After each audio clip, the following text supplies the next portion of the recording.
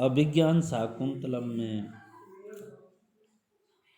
आज हम सांग्रव व शार्दूल दोनों के चरित्र चित्रण का अध्ययन करेंगे। इनमें कौन सी समानताएं हैं। सांग्रव और शार्दूल दोनों ही कर्ण के प्रिय शिष्य हैं। इन दोनों कर्ण शिष्यों का सर्वप्रथम दर्शन हमें नाटक के द्वितीय अंक में तब होता है जब दोनों दुष्यंत को आश्रम का समीपवर्ती जानकर उससे यज्ञ की रक्षा हेतु प्रार्थना करते हैं। दोनों ही समान रूप से राजा के बल, पराक्रम, तेजस्विता आदि गुणों की प्रशंसा करके उसे साधुवाद देते हैं। महर्षि कर्ण दोनों के नाम के आगे आदर सूचक मिश्र शब्द का प्रयोग करते हैं। क्व ते सांग्रव मिश्रा। इससे यह ज्ञात होता है कि वे दोनों परिपक्व आयु वाले तथा विद्या निष्णात है। गुरु का उन पर अटूट विश्वास है, तभी तो महर्षि उनकी देखरेख में शकुंतला को पतिगृह भेजते हैं।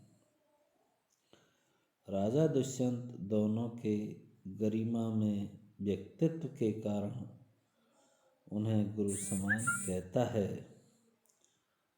गुरु शिष्य गुरु समय शास्त्र ज्ञान के साथ साथ उनमें लौकिक ज्ञान भी विद्यमान है।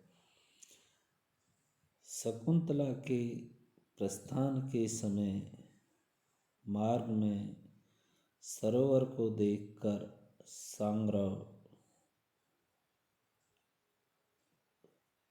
कर्ण के आश्रम में लौट जाने को कहता है। भगवान ओदकांतम स्निग्धो जनो अनुगंतव्य इति श्रूयते ततिदं सरस्तीरम् अत्र संदिश्य प्रतिगंतुम महर्षि आश्रमवासी होने के कारण दोनों के हृदय में संसार के प्रति अनास्था है।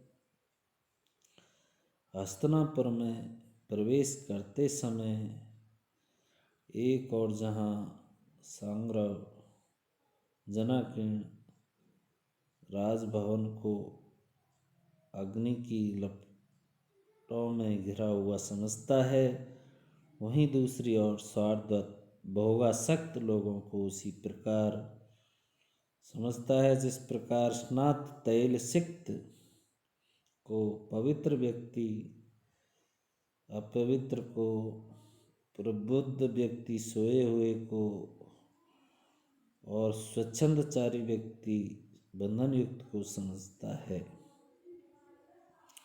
अव्यक्तमिव स्नातः शुचिर्मिव प्रबुद्धिव सुप्तम बद्धमिव स्वेरगतिर्जनमहि सुसंगीन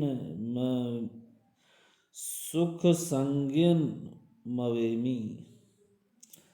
अब दोनों में कौन कौन सी विषमताएं हैं इसका अध्ययन हम करेंगे।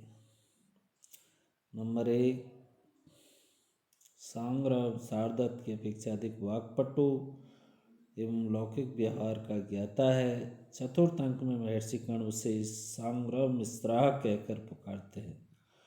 उसी के माध्यम से दुष्यंत को संदेश पहुंचाते हैं तथा शकुंतला को पतिगृह पहुंचाने का कार्य उसी को सौंपते हैं।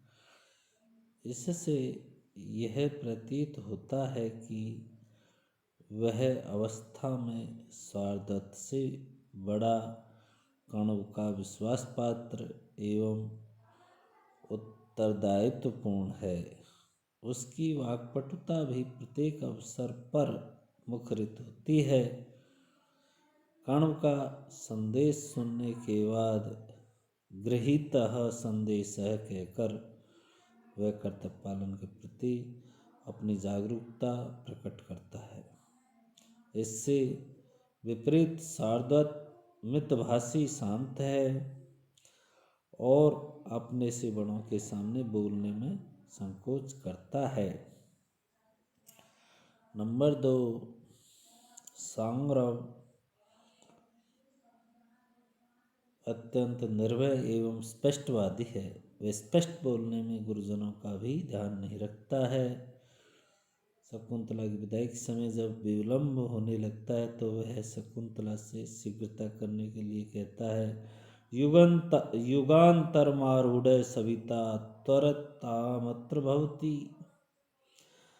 नंबर 3, सांग्रव स्वभावतः क्रोधी एवं कठोर है और वह यथा नाम तथा गुण की उक्ति को चरितार्थ करता है, क्योंकि सांग्रव का शाब्दिक अर्थ है धनुष के समान शब्द करने वाला।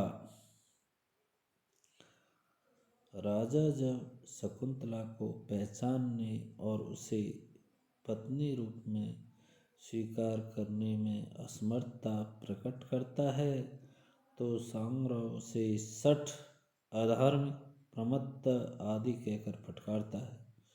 यही नहीं, वह जब शकुंतला को भी फटकार लगाता है, वह कहता है, इत्थमात्मकृत प्रतिहतम चापलम दहति। यही नहीं, वह पति से तिरस्कृत शकुंतला उनके पीछे आश्रम में लौटना चाहती है। तब वह उससे कठोरतापूर्वक डांट कर कहता है, किम प्रो भागे स्वातंत्रम उल्लंघ से। इसके विपरीत सारदत्त ऐसे अवसर पर अपनी बात धैर्य से कहता है। राजा द्वारा शकुंतला को स्वीकार न करने पर और सांग्रव तथा राजा के मध्य युद्ध छिड़ने पर वह सांग्रव को बीच में ही रोक देने को कहता है। सांग्रव ब्रह्म त्वमिदानीं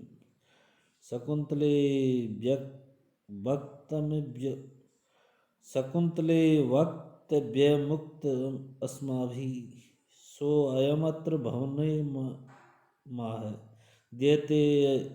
दीयतामस्मै प्रत्यय प्रतिवचनम।